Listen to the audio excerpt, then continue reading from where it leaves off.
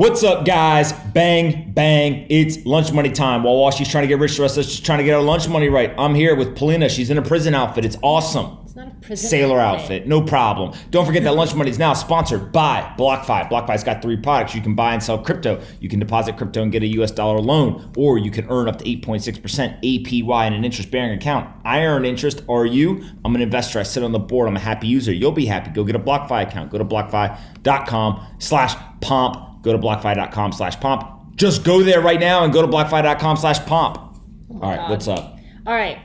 So your boy Jerome Powell, Jerry Stockpicker. Jerry, on a panel. Why is he doing panels? Anyway, he's doing panels. Virtual panel. Virtual panel for the European Central Bank Forum. He said that the economy is completely changed as we know it. It's not going to be the same. He said COVID brought the economy to a screeching halt, and while it has started its long road to recovery, it's never going to be the same. We're recovering, but to a different economy, he said, and it's going to accelerate existing trends in the economy and society, including the increasing use of technology, telework, and automation. We did not need Jerome Powell to tell us these obvious things. Yeah, he's not wrong. But you know why we're going to go back to? You know why we're going to go back to a different economy? Because we got fools in the government. Yesterday, the mayor of Chicago, she's trying to cancel Thanksgiving. That's what she's basically doing. She said, hey, you know what? I'm going to put out this advisory. You can't go into stores. There has to be less than 10 people. Your family can't come over. All this nonsense. But she don't tell you that a week ago, she was in the street with no mask on. I'm getting a spam call, another fucking spam call. The mayor of Chicago was in the street with no mask on at the celebrations with her megaphone thing, going nuts. So it's okay for her to do whatever she wants, but it's not okay for you as a small business owner to keep your business open, or for you to go enjoy a holiday with your family after a tough year. You can't do what you want to do, but she can do whatever she wants to do. It's foolish. And my favorite tweet I saw about this: why is everything, it's like, there's a curfew, 10 p.m. Does COVID stay away until 10 o'clock at night? COVID only comes out at night? What is going on? And the worst part is that we're going to go back to a different economy. But the problem is, it's a technology-enabled world, and a lot of small businesses that are responsible for 50% of jobs in America are now virtual. They're at a disadvantage. They don't even have the skill sets to digitize themselves. For me, it's like, yes, spend some time reading what the news is saying about the macro economy and what's going on, but also spend some time walking around in your neighborhood and asking the people who own these businesses how they feel about it. We did that the other day, talked to the owner of a restaurant next door, and he just looked so down. He was like pacing around like he was literally depressed. And so we stopped him and was like, hey man, what's going on? And he was just so sad about the new curfews in New York City and less than 10 people inside his restaurant, all this stuff that, yes, if you're trying to curb a pandemic, sure, but a lot of it is arbitrary, not backed by anything, and they're just doing it because they can do it. And so he's just like, I don't know what to do at this point. There have literally been curfews announced. You can't make this up. There have literally been things announced. You can't gather in a crowd except for a political rally or a political protest. Again, like, COVID doesn't come. COVID doesn't come out until 10 o'clock at night. COVID doesn't come out for political events. It's nonsense. Either apply the rules to everybody equally or don't have the rules. Stop being dumb. The latest coronavirus vaccine developments have brightened the outlook for the U.S. economy, with UBS economists boosting their GDP forecast for the country. So, hold on a second. So, UBS had originally estimated that the number of COVID infections in the U.S. would approach 0 by the end of 2021, but this week's vaccine news has made the bank bring that forecast forward by 6 months. So, end of 2020? I tweeted this morning. No. This is the problem. Beginning of 2020? No, this is the problem. What the hell does the UBS economist know about viruses? He's not an epidemiologist. He's not a virus expert. Why are economists running models on viruses? And why are the scientists talking about the economic impact of the virus? It is like sending a police officer to a building that's on fire and then turning around and sending a fireman to a bank robbery. What is going on here? Why are economists telling us when the cases are going to be at zero? They don't know anything more than you or I know. Listen to the scientists, read original work, make decisions for yourself. Yeah, we don't have data. You can't make good decisions with bad data. And the economists, they got a hard enough problem. They can't even predict the economy, let alone the virus. Well, we have some data now. PayPal removes waitlist for new crypto service and boosts the weekly purchase limit to $20,000. What do you think about this? Cool. It looks like they had a lot of demand. Do you use PayPal? Yes. Do you? Yeah. Oh. What about Venmo? Yeah.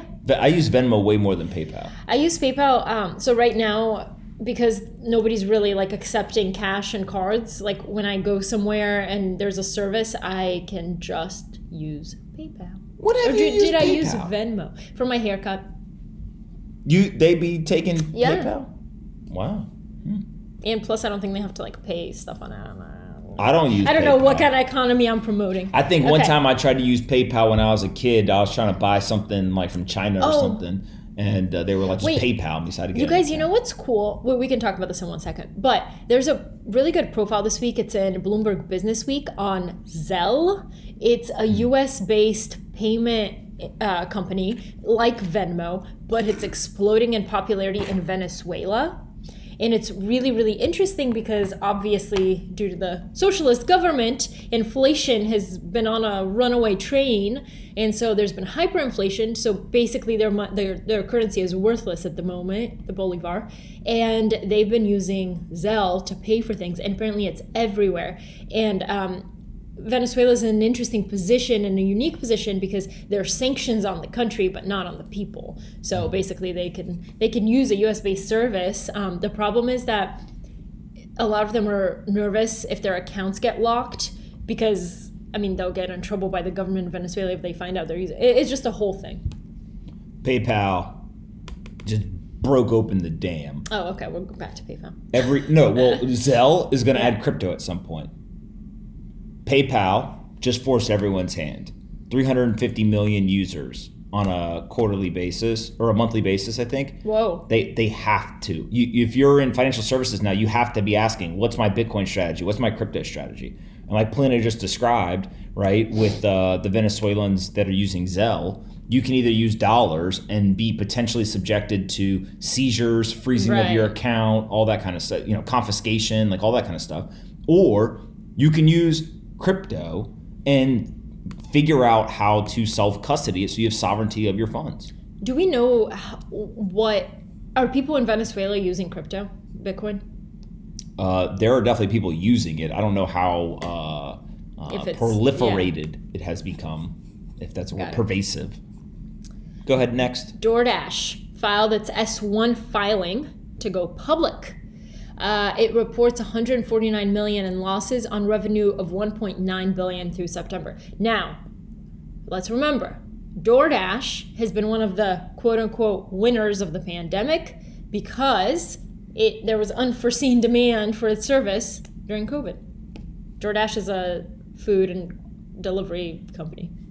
This is in my anti-portfolio. This one hurts. Oh, because you could have invested, but you didn't. When I was working at Facebook in 2014, a gentleman that I knew, it was either 14 or 15. A gentleman. That I worked with, a colleague who is very successful.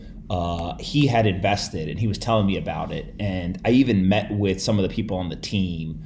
And I did not invest. I did not do anything. And now the company is going to be worth billions and billions of dollars. So happens.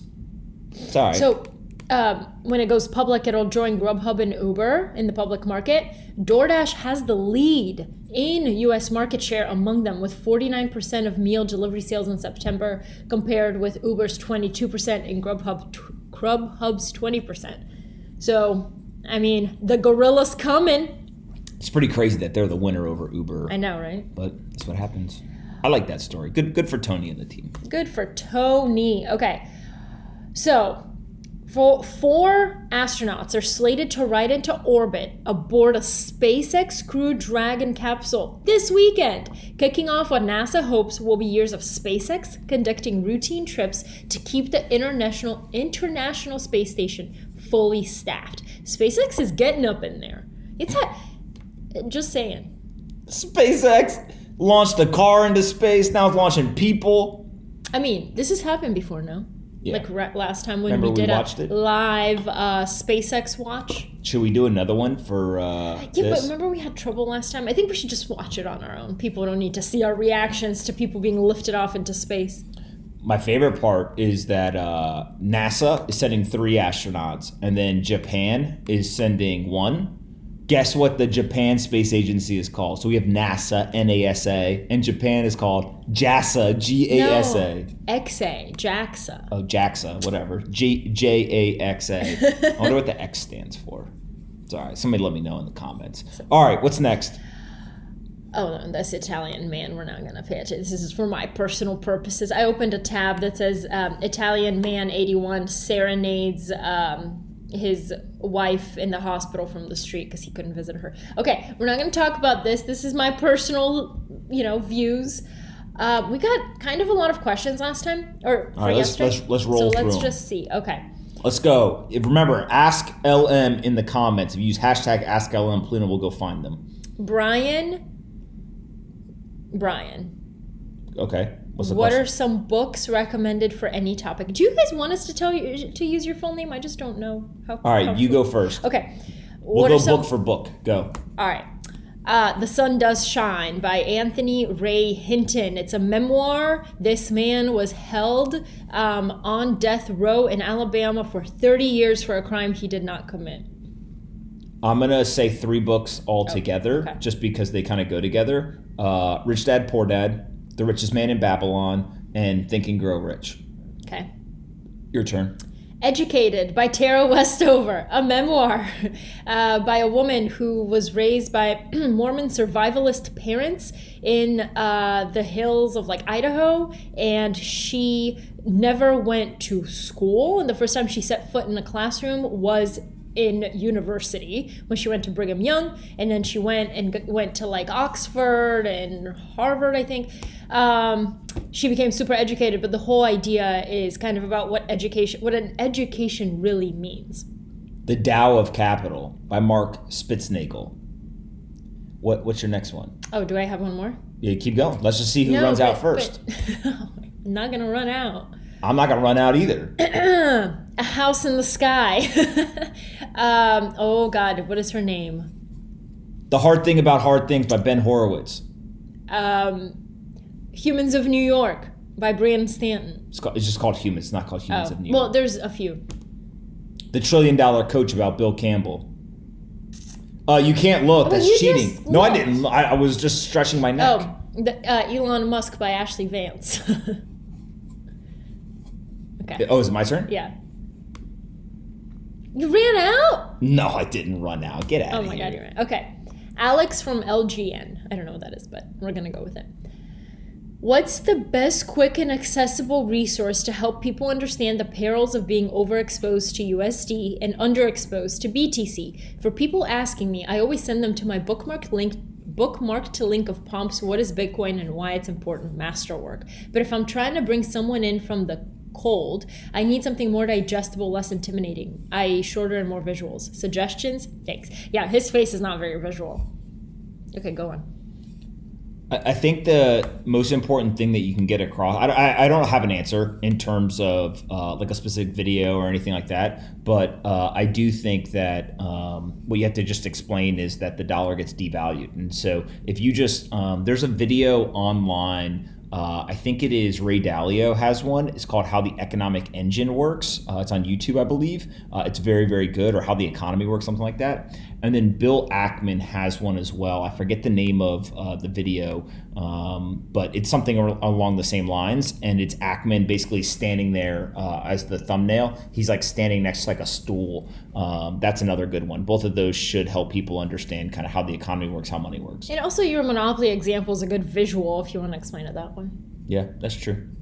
You want to explain your Monopoly example? No, it's more of a blockchain than anything. Oh, okay. Elton asks, how does Anthony have such a good memory? I can't even remember where I put my wallet. Thanks, you guys are awesome. Bang, bang. How do you have such a good memory? He does have a good memory. What? I don't know. He would tell me that in high school or whatever, like, he would literally memorize everything, then the teacher would try to catch him.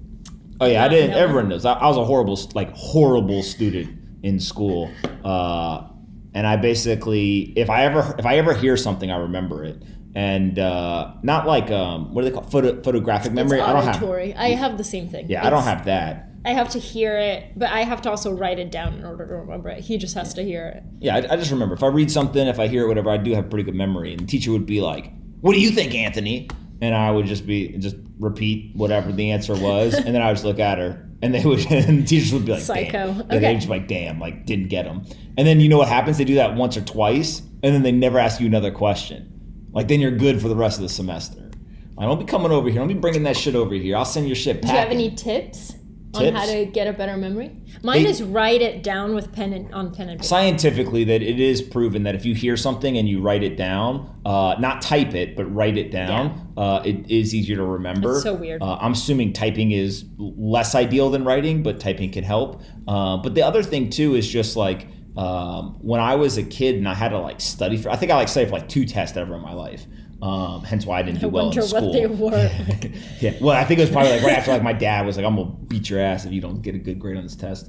What I would do is the only way I could study, I literally could not study any other way. Then I would get flashcards, and basically I would. It was like a game. Like I would just memorize. I could put 500 flashcards. Memorizing isn't exactly learning, but yes. Of course not. I didn't learn anything. Well, I just like whatever. But it was just like I could memorize it, and then I'd get on the test and just like. And then just go hand it to the teacher. And they always thought I was cheating. And I was like, no, like I just memorized everything. And then like a day later, I'd be like, I don't remember any of that. But I did get a C+ on the test. Okay. I like this question. Leonard. Hey, Pimp and Pomp. I like that I'm Pimp now. I've watched every episode since the series began. Keep it up. Oh man, Leonard, I've barely watched every episode since. Wondering what are the top 3 life advice, like life lessons or advice you would give to your younger self. I butcher that question. What are the top 3 pieces of advice you would give to your younger self? Go ahead. No, you go first. No, you go first. Okay. One would be to have a little bit more confidence in what I can do. I was always like, oh my God, what if I mess up? What if I whatever? Just be a little bit more confident. Trust that it's all going to work out and stop worrying so damn much. That's all. That's it? Yeah. Those aren't very like exciting ones. Those are like. Well, like I was like a very like I worried a lot. I wasn't very confident. I was like, now I'm like, what's up, y'all? I'm on here with no makeup on. I'm kidding. I'm kidding. Go on. The 3 pieces of advice I give my younger self: anything worth doing is worth overdoing. Facts. Okay. The second one would be something about Bitcoin. Invest in Bitcoin. No, well, just definitely to invest more, right? Which kind of goes back to anything worth doing is worth overdoing. And then 3 is when I was younger, I was obsessive about winning, and like that definition changed all the time, but it was just like. I had to go 100 miles an hour all the time, and it didn't matter. Like I was just gonna get there. And when you get older, like you're just like, you know what? Like I'm still gonna win at whatever I do. I just don't need sleep 8 hours. Yeah, I can sleep, but I just could like chill out a little bit. And so I think that there's something to do around just like, you're gonna get where you want to get. Like you don't gotta freak out. Like I used to like be ready to roll. Like you ever seen the video of P. Diddy, Puff Daddy? There's a video, Sean Combs. He's sitting at his desk, an old video on the internet. He's sitting at his desk and he's on a phone call, and they get him like right at the end of the phone call, and he's like, yeah, whatever, okay, cool, like we'll send the docs over, whatever. And he puts down the phone and he's hype, like some big deal or whatever. And he stands up and he like pushes a bunch of shit on his desk and he goes, who's gonna stop me? who is going to stop me? What's next? What's next? Give me something new to do. And he's just freaking out. And he's young, right? But he's just like... God, we're so different. He feels like he's like invincible, right? Like he could just get anything done that he puts his mind to. And when I was younger, like that's what I thought as well. But it was more of like I had to put 100% of all of my time, energy, focus, everything into like accomplishing that thing. Now it's more of I can accomplish anything I want, but I don't have to have that like ruthless obsession with it. You're still ruthlessly obsessed with the things you do. You just have more balance. But yeah, I'm just a little bit chiller about. I try to be a little bit chiller about it. Every once in a while. Sometimes he does get up like, "What's next?" Yeah, like Bitcoin at $16,500. I told y'all. I didn't say it. Kid show. But I told y'all that shit was gonna happen. All right. What else? Anything else? Any other questions? That's it. I hope every single one of you has a great weekend. Same. I hope that they cancel Christmas music till after Thanksgiving. And how could you? And if any of you follow me on Twitter, you'll know. Good morning to everyone except those who call instead of text. See ya on Monday. Bang, bang. Hope you guys enjoyed this episode of Lunch Money as much as we did. And don't forget, Lunch Money is now sponsored by BlockFi, so go check them out. There's a link in the description that you can click on. I'm an investor, a user, and a huge fan. What? You're a bigger fan of BlockFi than you are of me? BlockFi is my second favorite thing in the world behind Polina. They've got 3 products. They can give you a US dollar loan. You can earn up to 8.6% interest on an interest-bearing account, or you can buy and sell cryptocurrencies on their crypto exchange. I personally use the interest-bearing account. There's not very many places where you'll find up to 8.6% interest on a deposit in an interest-bearing account. Go do your own research. There's risk associated, but 8.6% is pretty compelling. So click on the link in the description. Say thanks to the folks at BlockFi. Subscribe to our channel. Like the video. Annoy Polina in the comments. And we'll see you guys tomorrow. And be kind to your friends.